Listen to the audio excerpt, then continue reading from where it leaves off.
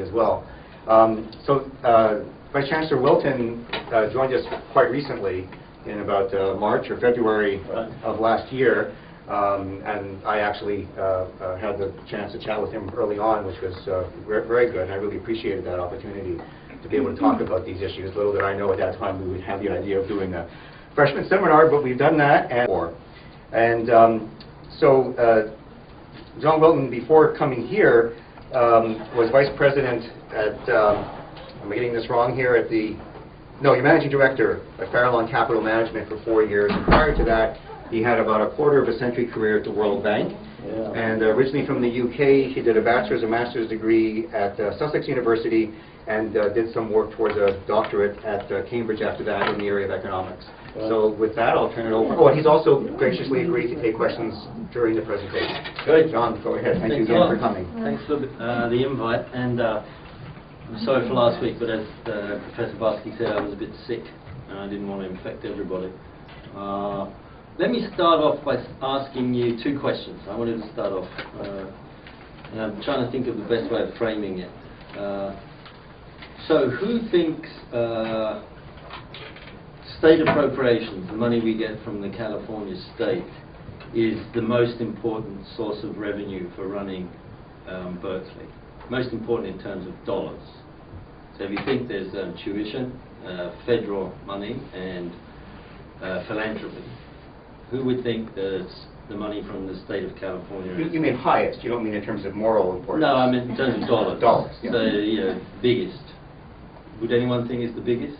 So if there's 4 sources of revenue, right? Federal, tuition, California state, or philanthropy, which one do you think the state is where? Where do you think it is? First, second, third, or fourth? Huh? Bottom. Fourth. Second. Second. What is it? Yeah.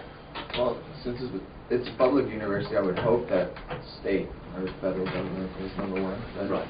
As a public university, you'd hope it would be #1. Right. It should be. Should be. But right. I don't think it is anymore. Right. And then the second question would be, who thinks total revenue coming to Berkeley has increased in the past 5 years? So if you think it's increased, put your hand up. If you think it's stayed flat or declined over the past 5 or 10 years, don't put your hand up. So you have like 2 people think it's increased. Anyway, that's great. It gives me an idea of I have a feeling that your impressions of your perceptions are the same as many other people.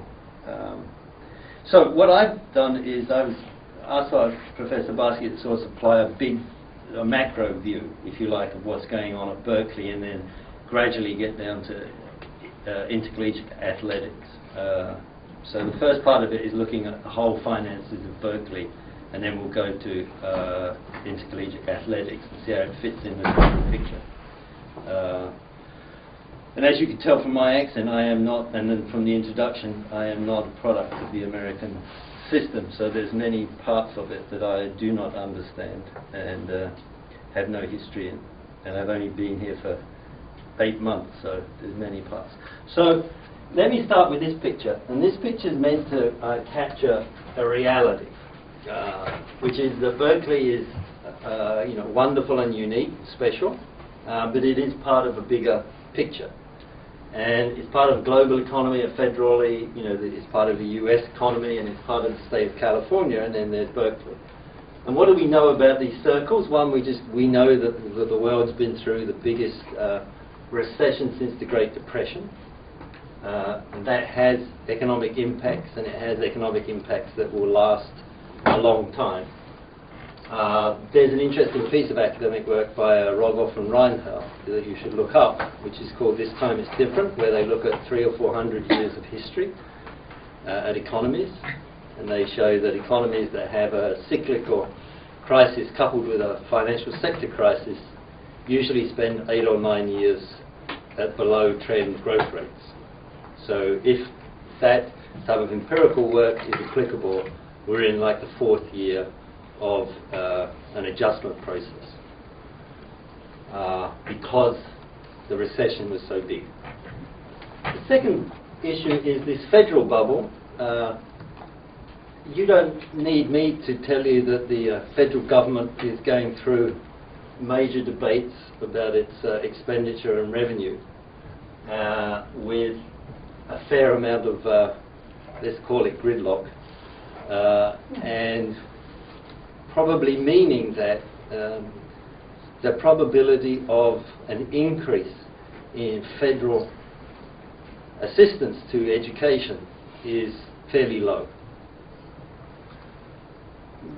The third bubble is California, and 8 out of the last 10 years the state of California has run massive deficits and is projected to do so in the future.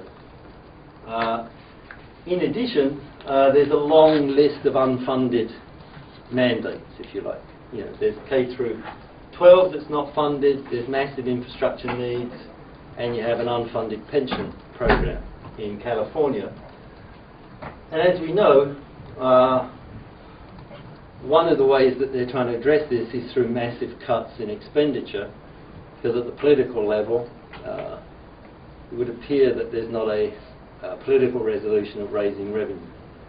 So the point of this slide is the punchline, which is, we are in a different reality than we used to be in, and Berkeley's part of that reality. Now, what does it mean if the slides don't work? So, what's all that mean for Berkeley? So, this is about as accurate as we can get in terms of what is termed the state appropriations from the state of California to Berkeley. I'm going to show a slide about the total cuts, but what does it mean for Berkeley specifically? So I've gone from the very big picture to Berkeley. And back in 2003, we estimate that the state of California's state appropriations to Berkeley was about 500 million nominal. And we estimate that this year, it's an estimate, it's about 240 million. So that is a cut of just over 50%, and that is in nominal dollars. So if you put a 2 to 3% inflation rate over that period per annum, you have a cut in state appropriations to Berkeley of over 70% in a period of 8 years, 9 years. So this is a dramatic cut in the level of public support, if you like, from the state of California to Berkeley. Unprecedented in its history, particularly of late. Then if you look ahead, this was projections from the state of California itself, its own legislative analyst office, of what we look like going forward. The point of this being that there's big structural deficits into the foreseeable future. So the probability that the state of California is going to find a politically acceptable resolution to this problem is something that you have to think about. Is it probable or not? Because it impacts the probability of Berkeley or the UC system or any of the mandates that are not financed in California being financed. So, going to the question I asked at the beginning, how does it all stack up? Right? This is a very simplified, stripped-down version of revenue coming to Berkeley. It's very difficult to produce historically because the way that the money came through the system was very non-transparent. I've spoken to Brian about the problems of Berkeley's financial accounts, but the UC system has even more problems, so you can't easily put things into nice categories. But this is as good as the people in the budget office could do, given the data that we have. So the state was, as we indicated on that earlier one, up here somewhere, 400 to 500 million nominal, and is projected to be around here about 240 million this year. And federal contracts and grants are up here, Philanthropy is here, and student tuition is number 2. So there's 2 or 3 things to my mind that jumps out of this slide. Is that the obvious one, the support from the state of California in terms of state appropriations. Now remember, we're missing CAL grants and Pell grants in this thing, but in aggregate they add to 100 million. But state appropriations, it means the state now is our smallest source of revenue. It's about 11% of total revenue. So 11% of Berkeley's revenue comes from the state of California through state appropriations. That is a massive change from this world. We used to be in a 50 to 60% world in terms of state appropriations. Now we're in 11% world.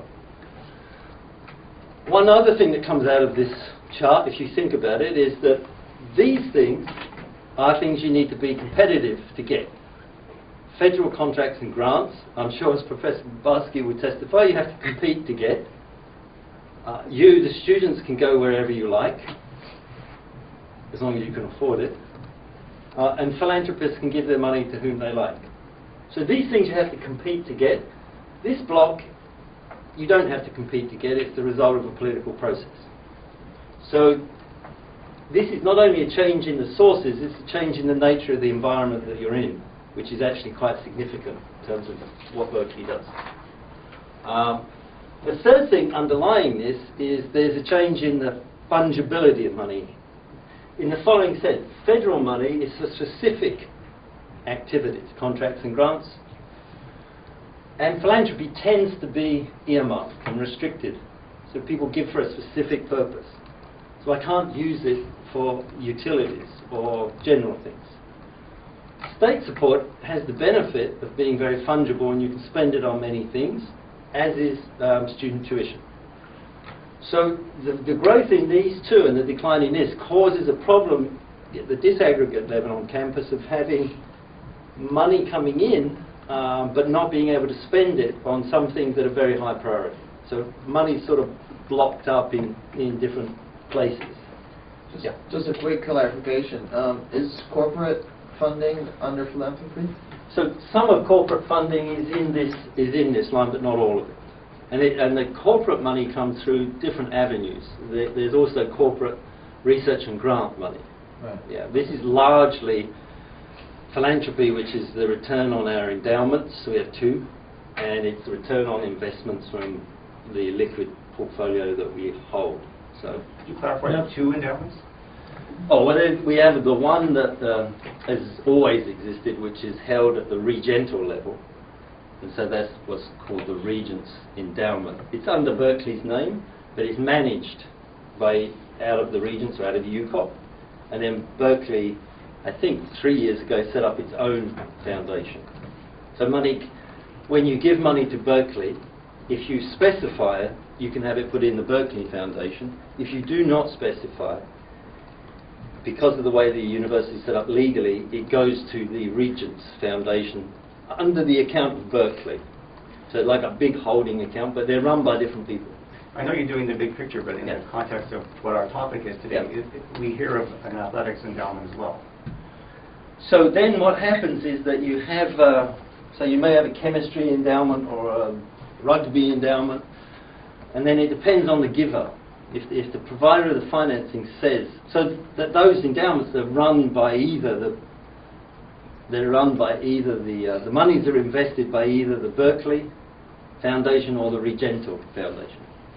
You see what I mean? So you give us a check, we have to give it to the Regental Foundation unless you specify that it's for the Berkeley Foundation. Another quick clarification. Yeah. You said we have 11% state support now? Yeah. And I forgot, what did you say in 2003, 2004? I think it's about 50%. About 50. And do you know approximately what it was before, in the years before? Yeah, no, it was trended up. So always more than that. It was always more than Yeah. that? Okay. Yeah. Thank you. Yeah. Quick question. Yeah. Why is the Regent interest rate so much greater than the UC Berkeley Foundation? You mean Berkeley the Foundation. not the interest? You mean the payout or Yeah, the the payout. return? The payout, I don't think it's much higher. The payout's established by the boards of both those foundations. So the Regental one sets a payout level for all UC campuses, and then the Berkeley Foundation just for the Berkeley Foundation. And that's a board decision of the two foundations. I don't know why they would differ. I guess I'm talking about the interest. If you put it in the Regent's foundation, you get a greater return than if it's in the Berkeley Foundation. Yeah. The data I've seen would say the opposite, that the return on the Berkeley Foundation has been higher than the Regental Foundation. Yeah. But that's just, they invest in different things. So this is, so I've been big picture, and we're coming to IA after this slide, is that what this shows you is what happened this particular fiscal year. Okay, so what this big bubble says is, so far, Berkeley is trying to deal with about $135 to $145 million cuts. And how do you get that number? The initial budget proposed by Governor Brown was $500 million cuts for the UC system. Of that, 70 to 80 million comes to Berkeley, right? Because you have UCOP, then you have the other 9 campuses. So it gets apportioned according to a formula. So we got that. Then we had unfunded cost increases, which are related to benefits, faculty salaries, utilities, of 40 million. Then there was the final budget of 150, which had another 150 million of cuts for the UC system.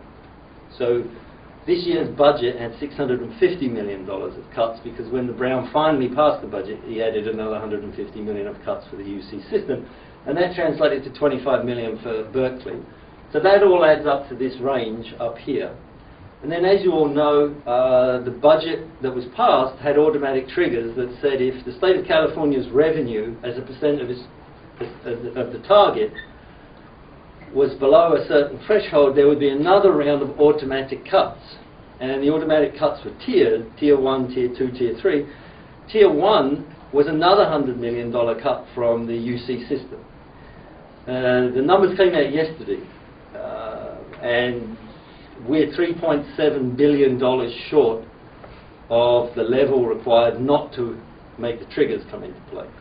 Can I just, and maybe you can confirm this, but certainly everything that's been said, to translate the additional budget cut, the $25 million, that was what gave rise to the 9.6% tuition fee increase that was already on top of the 10%, exactly, whatever it was, right? So that's supposed to translate 9.6% fee increase in last June or July goes to 25 million. Yes. Oh, I'm sorry, you already have it coming up. No, I was going to get there. Oh, okay. That's fine. I'm glad you pointed it out.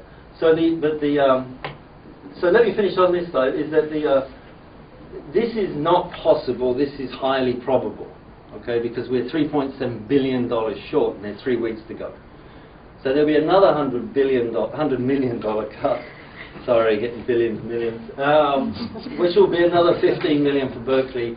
So this is going to be about 150 to 160 million shortfall. Berkeley already had some strategies for dealing with this adjustment, because we weren't caught completely unawares that this was coming. So there were some revenue enhancements that were already going on through fee increases and tuition increases. What you already said was baked in the cake for the fee. And then we have increasing non-resident students. And then we're attracting more and more philanthropy. In addition, there's the ongoing exercise called Operational Excellence, and this is designed to take a significant amount of money out of the cost base of running Berkeley. The target here is 75 million per annum from the finance and administration side of running Berkeley. As Professor Barsky pointed out, that this particular cut was offset by an additional tuition increase of 9.6. However, these things, these are medium term. They don't take effect immediately. They take a while. That's why they're medium term. When you have this size of cut, you can't. These do not offset them, even taking into account this. So what we are being forced to do is use any financial reserves that campus have to plug the gap. Right? I mean, the campus is not allowed to run a deficit.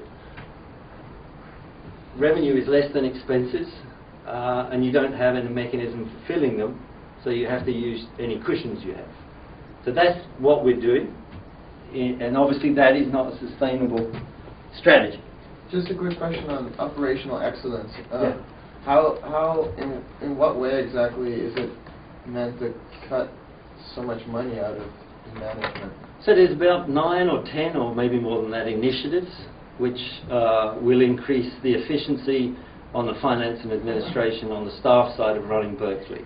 So for example, one of the first things was so-called spans and layers, where we reduced the number of managers or increased the number of people that reported to one single manager. So what had happened over time at Berkeley, which is understandable, is when you have no salary increases, for 4 years non-unionized staff have not received salary increase. Management has provided them some sort of salary increase by promoting them. And that's obviously not the best way of managing your staff. So what they did was a one-time adjustment whereby instead of one manager having 2 people report to them, you have one manager have 4 people report to them. Just making that type of change has saved us about 19 to 20 million this fiscal year. So that's 20 million that we can use for something else as opposed to that. So there's a whole list of these things, and that's a whole presentation by itself. But then going to that second question I asked you, which the gentleman at the back got completely correct, which is, despite what I just said, which you could see as pretty depressing, this is a much more optimistic picture, which is total revenue. So how much revenue has Berkeley got in its total aggregate budget? Okay? And what this says is, look, Berkeley hasn't done that badly. Basically, if you really simplified it, it's just the fact that the money generated from philanthropy, federal contracts and grants, and tuition and fees has grown at a faster rate than state appropriations has declined. And when that happens, this is the picture you get. Plus, this total revenue includes revenue that are not captured in those simplified 4 bars, and that's increased too. So this is a much less depressing picture of where Berkeley is, and it's one of the reasons it's maintained access and excellence. However, if you graph this same graph for our competitors, the gradient, the slope of increase is much steeper.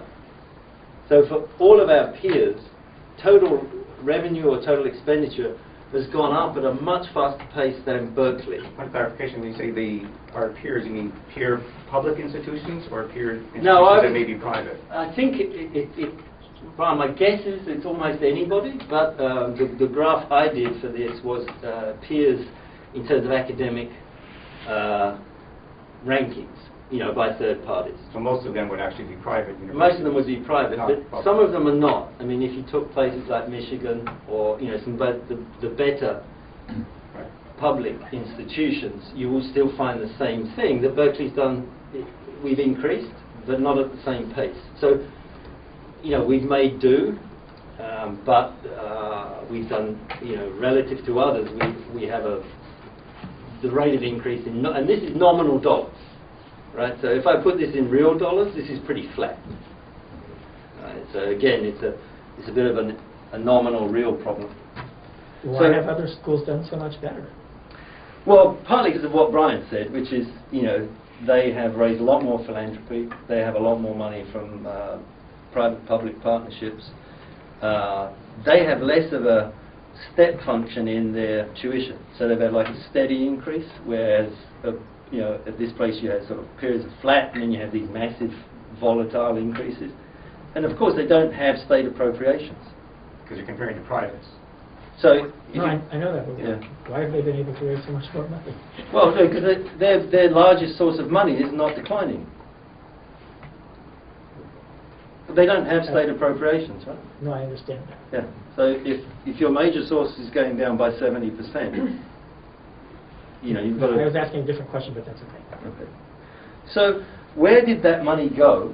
And this is money. This is data we get from a centralized system. So what this shows you is most of the increase in dollars spent by Berkeley went into institutional research, which is what one would hope to find.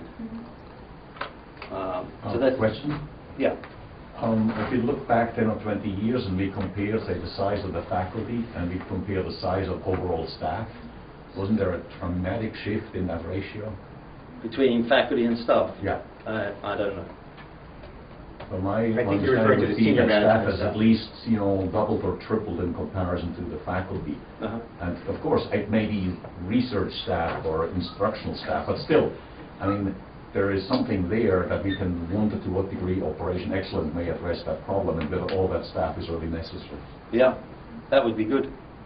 Can I clarify? I think what you're referring to is that since the mid-1990s, UC, not Berkeley, I don't know the Berkeley number, UC in general has had a relatively flat number of faculty, which I believe is around 3,000. Whereas the size of the senior management administration has increased from, which is 9,000. And the senior management staff has increased from 3,000 up to 9,000 in the same time period. So they just overtook the size of the faculty, by tripling in the period of time since the mid-1990s. So there's a senior manager for each faculty member now. Actually, It used to be 1 to 3, and now it's 1 to 3. I don't think that. I don't think that's correct. But why don't we actually get the data and have a look at it? Yeah. Certainly, what's called senior management group in Berkeley is in the 20s. I may have the slight wrong terminology, but I'm happy to show you the graph that I. So why don't we look at know anything about it? rather Yeah, than. that's what it's called, senior manager. The Part senior of it management is group was like 24, and now it's 22, but obviously it's not the thousands that runs. So He's talking UCY to start out with. oh, he's talking about UCY. UCY, not Berkeley. I have no idea about UCY. I have enough trouble understanding Berkeley. So what I did next was, I think, try to give a picture of how this breaks down by sort of purpose. So this wouldn't, anyway, what this indicates is the academic departments take 57% of the total budget, research 14%, student affairs 13%, administration and finance is 5% of the pie, intercollegiate athletics is 3%, and then you have the other smaller things like facilities, information and tech, university relations, going from 3 to 1. So that's the breakdown of total revenue, total spend at Berkeley. And because this is on intercollegiate athletics, I thought I'd say, intercollegiate athletics equals 3% of total expenditures, and as we'll see, the campus contribution to that is 0.5% of total spend, and it's trending towards 0.25%. So I was trying to place the IA budget in the context of the total budget. Yes? Does the campus contribution include student fees as well? So I'm going to come to it. Yeah. Okay. So IA is 3% and the actual campus is 0.5. So this is your point. So what I asked was, what's the breakdown of that? So last year, revenues were 65. The earned revenue from IA activity, in other words, the money they generate themselves from existing, is 54.7. Institutional support from campus is 8.2. And money from student fees is 2.3. And then total expenses, what's it take to run the place, is operating expenses is 53. Student athletic aid, this is the money that IA pay back to campus for the costs of student aid for their 850 or 900 students, over and above if that population was just normal students. So they pay back the additional student aid generated by having IA of 8.9, and then they throw off this 2.4 million that comes back to campus, which is this administrative full costing, which is the money that we spend to enable them to raise additional money. So this is meant to cover some marginal costs. So they actually generate 2.4 million back to campus, and then they have non-operating of 0.6. So this gives you an idea of the support that they get and what they give back in terms of what they spend. You know, one of the interesting things that come out of this, so what I was saying earlier is this is 0.5% of total spend. Interestingly enough, it's you know, at 8.2, this money would not exist if IA didn't exist. So of their 65, they leverage up, you know, about 7. So every dollar we give them, they go and get another $7 in additional revenue. Yeah. Looking at the table, is the increase in revenues you project for next year due to the new stadium? No, this is this year. Oh, okay. I mean, this is confusing. This is 11/12. Okay. Yeah, so it's the. Yeah. And of course, this is a projection. Mm-hmm. Right? So that's why I didn't focus on it. You know, things change. So quick What was question. the question, though? The question was, where is the source of the increased revenues? Is that what you're asking? Yeah, kind of. Yeah. Because it wouldn't be to the stadium, I don't think. no, it can't be. It doesn't exist. Yeah. So I don't know what the major sources of that would be. My guess would be some of it would be coming from, although that hasn't kicked in yet, the Pac-12. The increased radio television contracts like that. But it hasn't kicked in yet. Oh, it hasn't? Yeah. So we can find out. I don't know. I was wondering, real quick, you said if we didn't have IA, then that 8.2 wouldn't exist, meaning that the campus wouldn't have to commit that institutional support? Right. So it would go to something else? Right. It would go, right. And you wouldn't have that either. Right. 8.9. So we give them 8.2 and they give us 8.9. So if you add up campus support, that's this line. You know, where's it going? And this is the targets that IA have been given. So they are supposed to run their organisation to reduce campus support on this trajectory.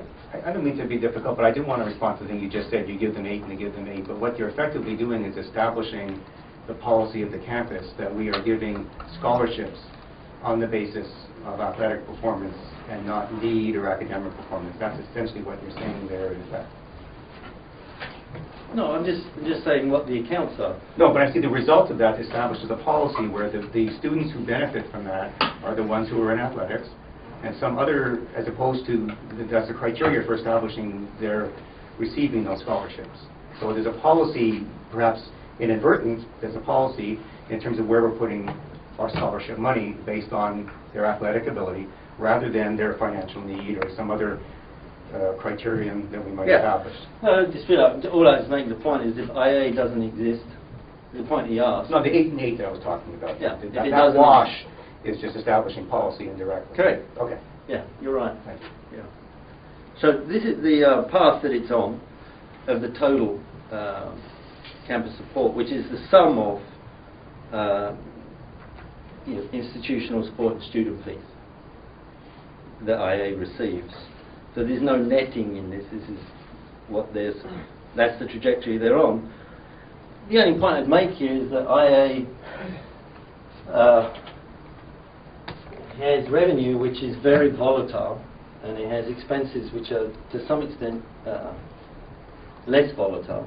So they have a built-in problem, and then they have another issue where there's very few financial reserves. It's one of the few places at campus that has very few cushions to get through any shortfall in the budget.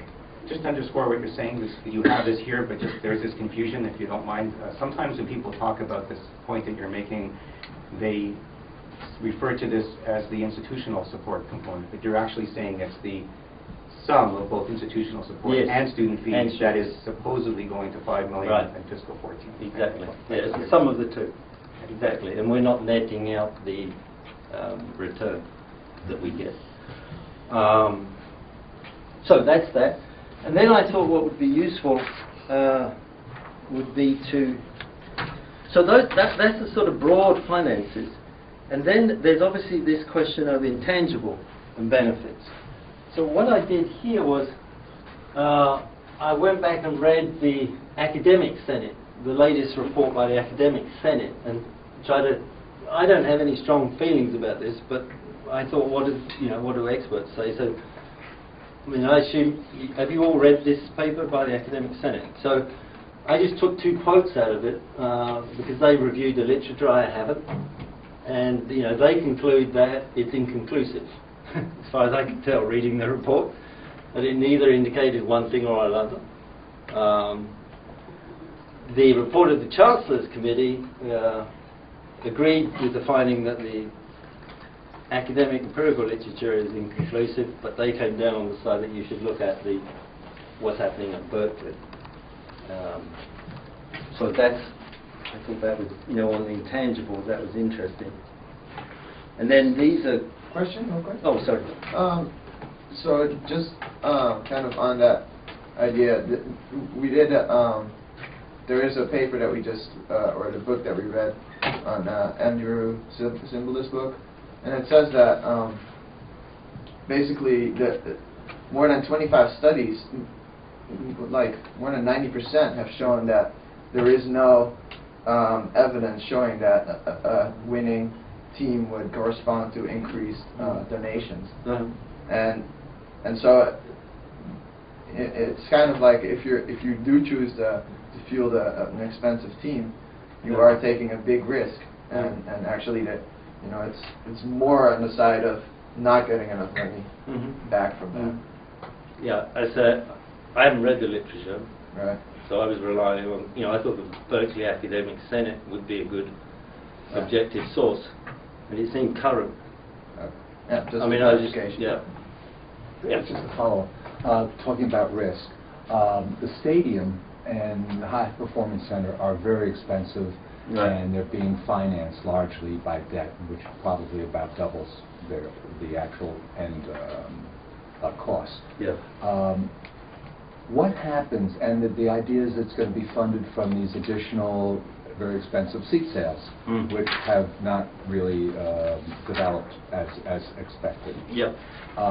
What happens if these seat sales or the revenue from intercollegiate athletics isn't sufficient to cover the bond payments? Where will the money come from then? So let's come to that, because and I have 2 slides. Okay. And that last slide is on that question.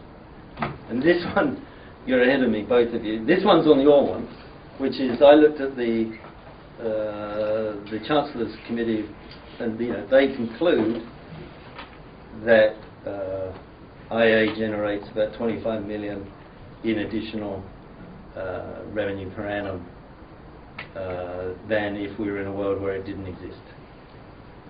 Which goes to the department. It doesn't. No, that's over and above. So that's net to the campus. So if it was correct that the net subsidy at the moment is, I don't know, 8 or 9 million, what this suggests is that if you abolished it, we'd be worse off financially.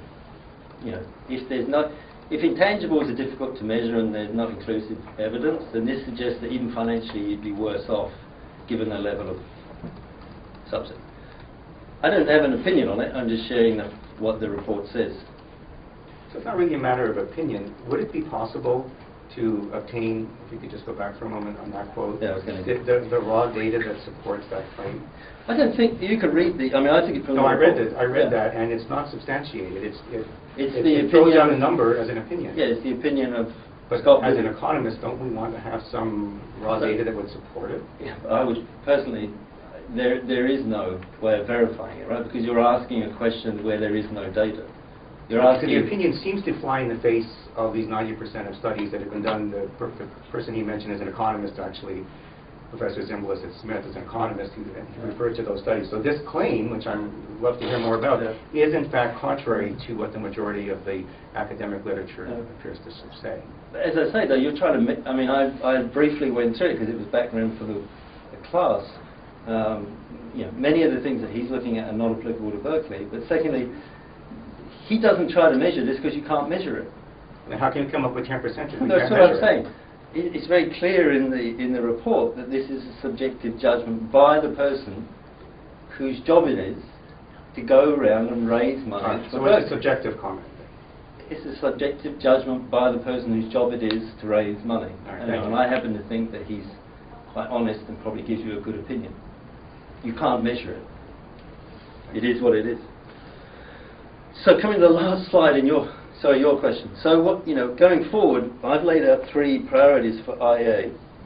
One is that I want to develop a sophisticated or comprehensive model for the whole of IA because we need it. I mean, every part of Berkeley needs to be able to have a cash flow statement and a balance sheet. And no department, this isn't particularly athletics, there's very few parts of Berkeley that actually has accounts or financing and information in a usable way that allows you to manage them. So it's not particular to IA. It's just a Berkeley-wide phenomenon. I don't know why it exists, but it exists.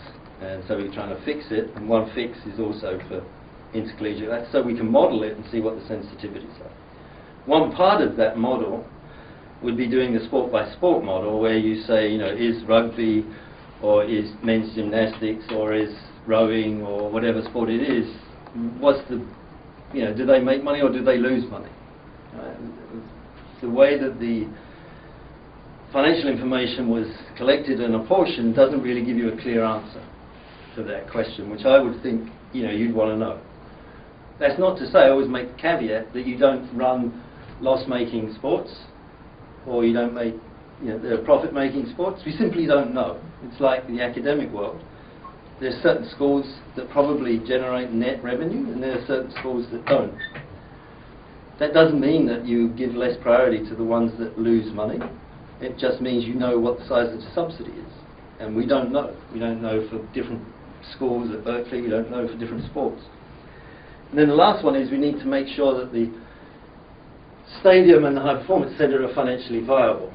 And that has a model that was built, and we just updated that model with who was it? The math professor Calmore.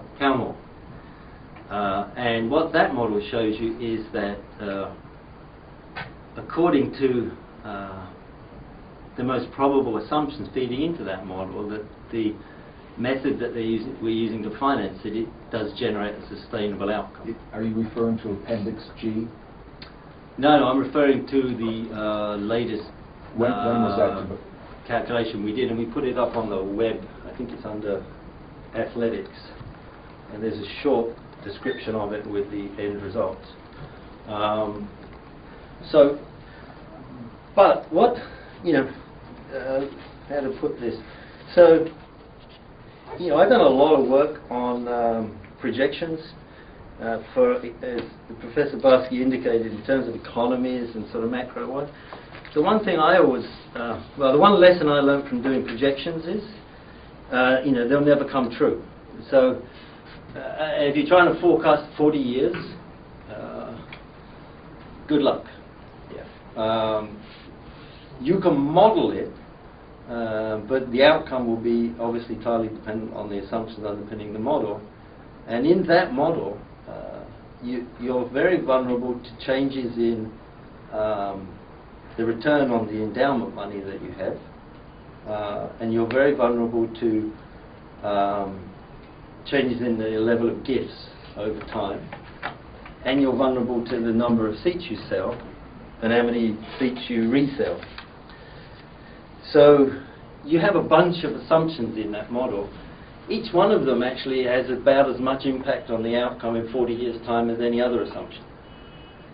So when you model it, all you can do is say, this is what we think given historical returns are, and this is what would be the most probable outcome, and then give it to some objective third party and have them look at it. And that's what Professor Moore did.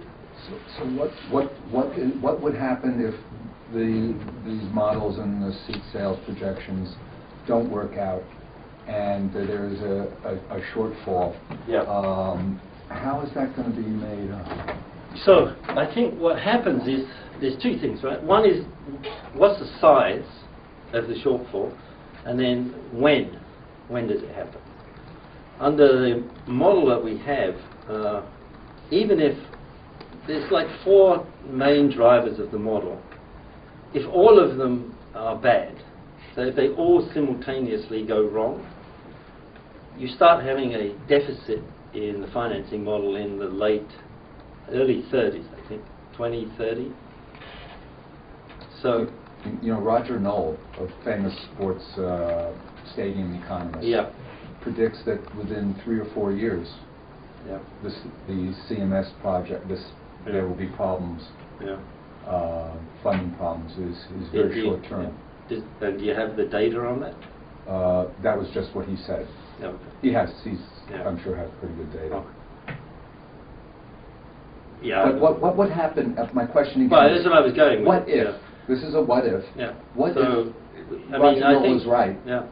and there's within a reasonable Yeah. short period of time, relatively short period of time, there is a shortfall. Where was that money going to come from? Well, I would think that's what I was trying to get at. I would think it's highly unlikely that in that short a time span that you have a deficit in the financing of the stadium, because the debt service on the stadium is remarkably low over that period of time. So, in one, I don't think it's very probable. It's about $20 million a year, is it not? So the endowment and the money that's already paid in, it would make that. Again, what if? And then if that money, well, what I would say is that one, it's not very probable. Secondly, if it was, you'd have to take corrective action, right? You'd have to do something about it. In the first place you'd look to try and fix it, it was within IA. So you would try to insulate the rest of the campus from the repercussions of that scenario that you're painting not panning out. So Is the general credit of the regents the ultimate collateral? Well, Berkeley can't issue bonds for anything. No, I said the university. Yeah, Berkeley. No. The You mean UC? UC. Yeah, the so regents. we don't issue bonds. So all of the debt for Berkeley is issued at the UCOP level. Yes, I understand that. Yeah. So this wouldn't be any different. No, but would then, what I'm trying to get at is, Yeah. these bonds, as I understand, they're not individual to the particular projects. Correct. They are rolled into a larger bond issue. issue Yeah. for construction in general. Yeah. And that the ultimate collateral is the credit of the UC regents. system. Yeah. And I'm wondering if the stadium, for instance, is part of that larger bond issue, and there's significant shortfalls, or any shortfall, wouldn't they just use that money that's in that pot of, general funds to make up the shortfall? You mean the pot of money sitting with the regents? Well, with that is intended to pay the bond in general, the total bond.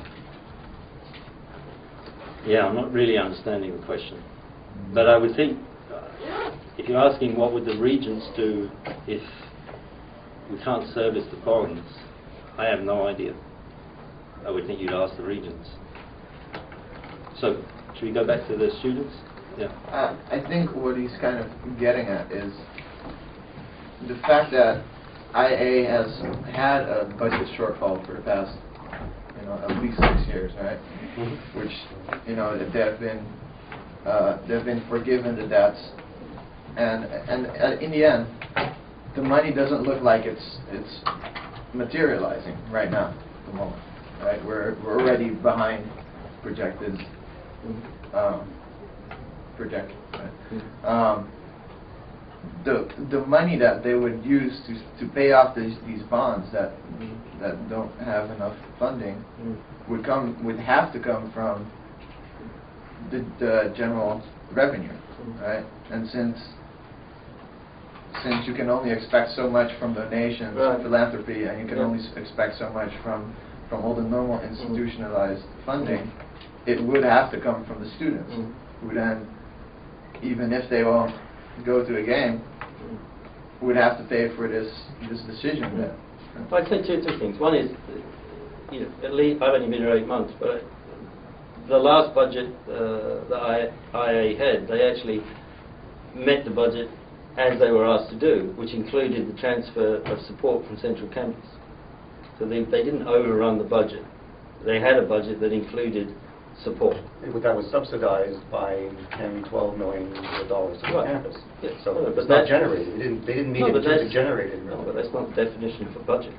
There are many parts of campus where expenditures exceed revenue.